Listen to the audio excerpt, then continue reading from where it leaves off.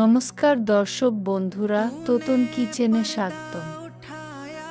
আজ বানাচ্ছি ঘরোয়া ভেজ ফ্রাইড রাইস। প্রথমেই গাজর, বিনস, কড়াই, ক্যাপসিকাম ও টমেটো ধুয়ে কেটে নিন। মটরশুঁটি ছাড়িয়ে রাখুন। কাজু ও কিশমিশ ঠান্ডা জলে ভিজিয়ে দিন।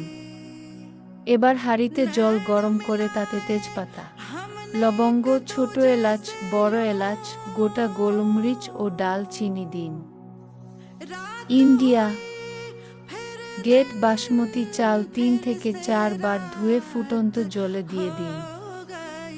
সাথে 2 ছিপি ডক্টর চয়েস সাদা তেল, পরিমাণমতো নুন ও চিনি দিন।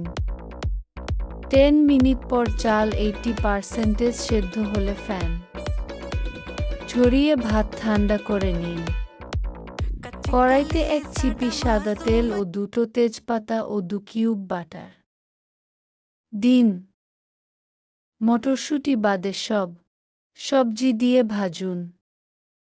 সবজি ভাজা হলে মটরশুঁটি ও ভেজানো কাজু কিশমিশ দিয়ে দিন।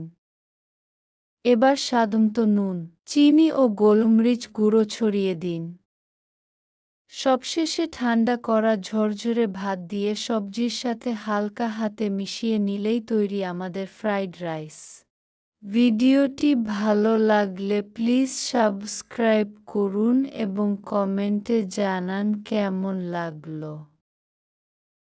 সাথে থাকার জন্য ধন্যবাদ। নমস্কার।